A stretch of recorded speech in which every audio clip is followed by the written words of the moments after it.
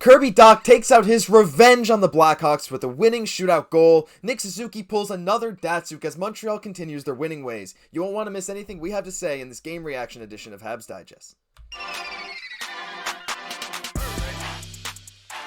Hello, bonjour, ahoy, and welcome to today's earlier game reaction edition of Habs Digest. I'm your host, Josh Gosse, alongside my co-host, Jesse Poirier. And real quick reminder, about 73% of you guys who are watching are not subscribed. Our goal is 5,000 subscribers. We're just under 3,000 right now. We want you guys to just be hitting that button. We want to push way past 3,000, way past 4, into the 5,000. So if you like the videos, leave a like, subscribe to the channel. We have you every single day. Jesse, what a game. I'm just going to play the Kirby animation right away. We're so excited to see that. We all knew it was coming. We could feel it in the building after Caulfield and Suzuki scored in that shootout. I mean, what better way to win a game than Kirby Dach scoring the shootout winner against his former team?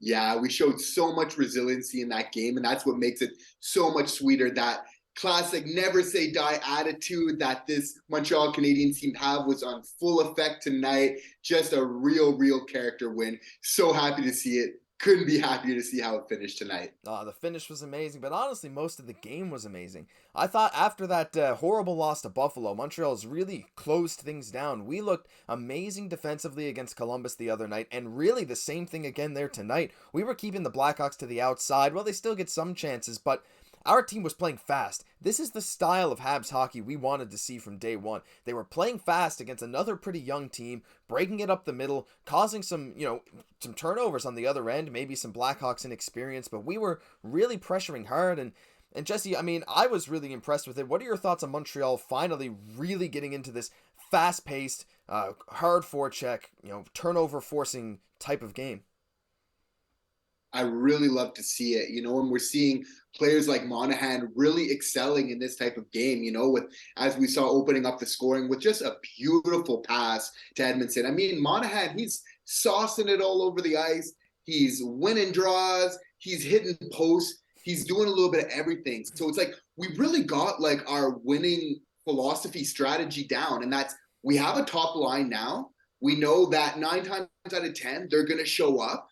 We then get some depth scoring like we see from Monahan and from everybody else, and then get some great goaltending as we're starting to see from Montembeault. I mean, that's our keys to success right there, and we did it tonight. Yeah, I mean, there's so many positives to talk about. Of course, everyone's going to be talking about Kirby Dach, the hand to the ear, the game-winning goal. Suzuki's DATSYUKIAN goal. Again, the same move he pulled on his penalty shot earlier this season. Caulfield scoring that first goal ended up being very important as well, but I mean, I do want to say, like, early in this video, we wouldn't have been in that position without Sam Montembeault tonight. This is, I think, the first time this season he's made back-to-back starts, if I'm not mistaken. Maybe once earlier when Allen was out and when his wife was having a baby. I may be mistaken. I'm not sure. But Monty tonight was phenomenal. I mean, his best save of the night came in that first period with about 3 minutes left when the Blackhawk shot went off the backboards behind him, right to Domi in front. Monty slides all the way across and gets it with maybe the top of his pad or his glove. He was everywhere tonight. He made some very, not even just flashy saves, which he did make a few of, but very important saves. And we mentioned, like, having someone like Allen and Montembeault, who, and a backup especially in Montembeault, who's not supposed to be the starter, but to give us a chance to win every night. That man has been working so hard for this team. How impressed have you been with his performance as of late? It's amazing, and I'm happy to see him get that second straight start.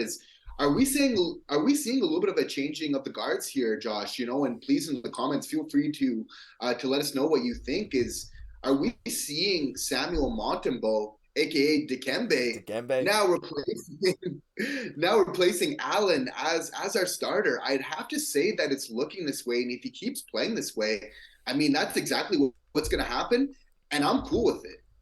Yeah, I mean, me too. If he's playing this way, why not let him roll? I mean, Jake Allen's not been there really for us, and maybe his headspace isn't the best. I saw one theory saying, like, maybe it's because he has a new baby. Maybe he's not sleeping as much. Who knows? I mean, there's a million theories out there, but what we do know is that Sam Montembeault has been extremely reliable in his last few starts with Montreal. So, I mean, I'm sure, I feel like Jake Allen will get the next start for the Habs, but I wouldn't mind seeing Monty in right again after that. I mean, you got to reward the guy for this kind of performance. But other than Monty, I want to get into some other guys who had great games tonight. I thought Joel Edmondson finally had He wasn't super noticeable later in the game, but that first goal, that amazing tip, like a backhand tip while gliding forward from a pass behind him and Monahan, it was just like, it came out of nowhere. Like that kind of unexpected tip, like the silky hands from Edmondson. He was just making his rushes tonight. He was playing a lot better than he has this season. And I wanted to mention just kind of our whole decor. And if you watched our penalty kill tonight, you know that we were laying out the body, blocking every shot. Late in the game, Gouli had an incredible save. I think it was in the third period, maybe even overtime on Patrick Kane. Great block shot. Savard, as always, Edmondson, even some guys like Pezzetta, who got some chances to block some shots. I mean, Jesse, I sort of mentioned this in the last game recap. Unfortunately, you couldn't be there for that one, but ever since that Buffalo game, we flipped a switch defensively. Not only those guys, Doc as well. How important do you think is Montreal's defense and their ability to continue blocking shots to winning this season?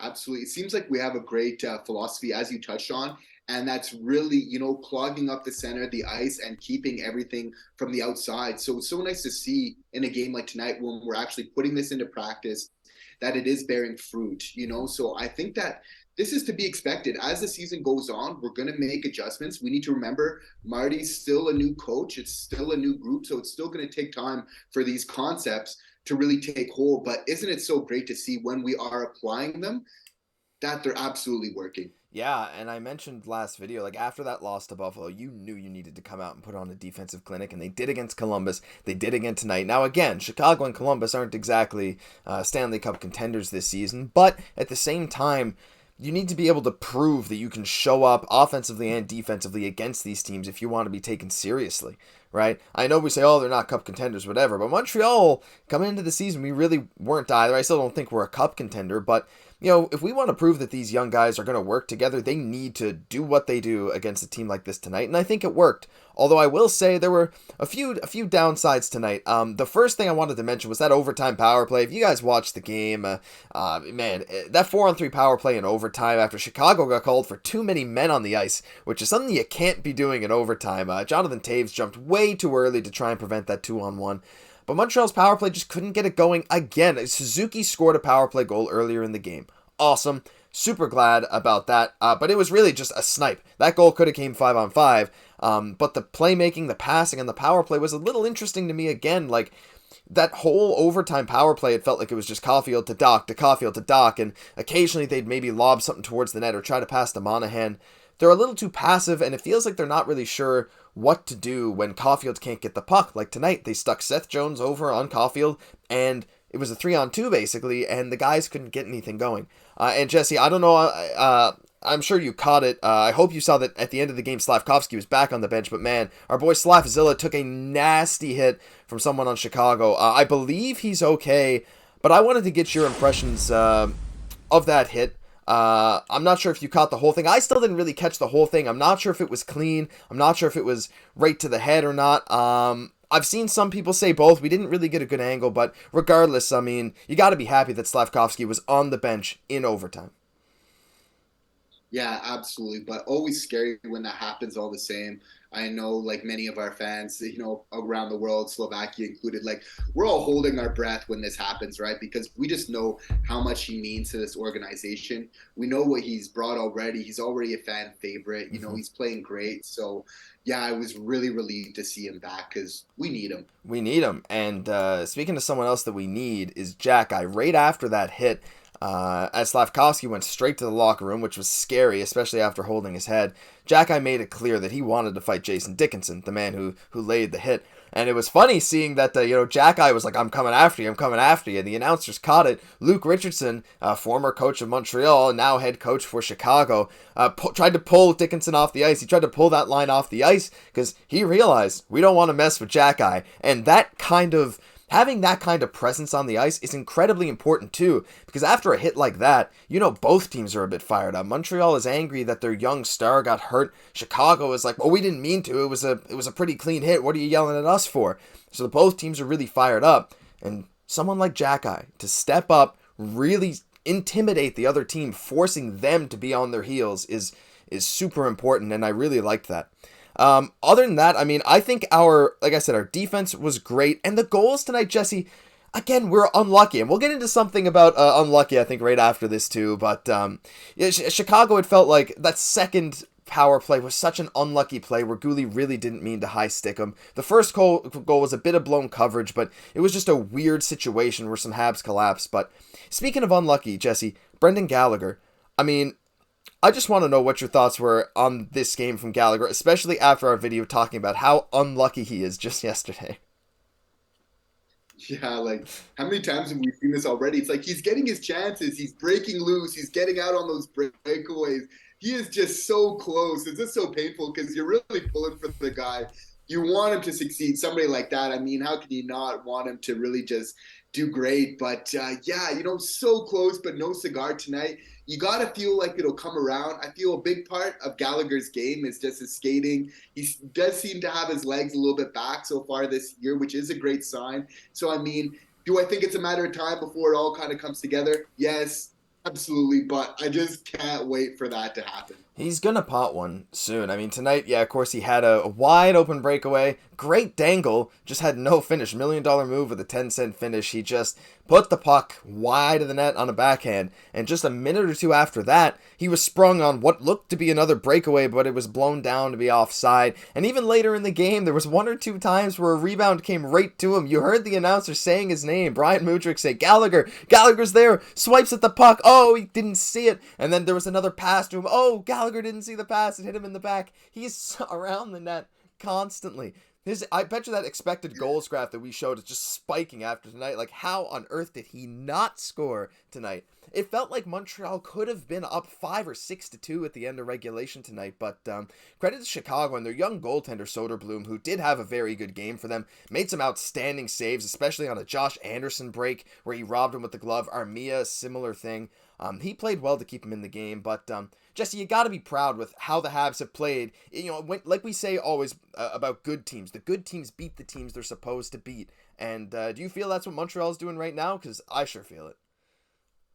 Yeah, you can't take any team for granted, in the NHL. Chicago didn't start the year off horribly, and they've taken a little bit of a downturn from there. But I mean, this year there's lots of surprises all over the league. It's still going to continue. So you take those W's wherever you can and you hold on to them, just like the Habs did tonight. I think we're sitting at 5th in the Atlantic Division right now. It's actually a pretty tight race. A lot of these teams are around similar points, but we moved to 10-9-1 after tonight's big win. I think we're 3-0 in the shootout. What's that? 11-9. 11-9-1. I missed it. Sorry, we were 10-9-1. Right, we beat Columbus to go 10-9-1. We're at 11-9-1. So, yeah, Montreal is rolling. What's that, 23 points on the season now? I mean, we're in some good company. I believe we're tied with Tampa in points, but I think they've played a lot fewer games than us. But still, I mean, it's very, very impressive that Montreal has been doing what they've been doing, especially with the expectations coming into the season. Jesse, I think that's about it for me. I mean, I'm really happy with how this game went. Storybook ending with Doc getting his game winner. Anything you want to mention before we clue up? Yeah, just to tie into that last point is like, we're around the quarter part of the season. Normally where you are around this part is where you finish up. So the question is are we going to be battling for a playoff spot? Because, I mean, that's where we are right now. So something to look forward to and look into as the season continues. Seems like the predictions for Ottawa and Montreal might be completely flipped so far. People at Ottawa as a wildcard team, Montreal at the bottom. It's looking interesting. I'm really excited to see how this young team comes along as we get closer to playoff time. But that'll do it for this game reaction edition of Habs Digest. If you enjoyed the video, leave a like, subscribe to the channel. We want to hit 5,000. It's a crazy goal, I know, but you guys can help us get there. I'm Josh Goss for my co-host Jesse Poirier. We'll catch you in the next video.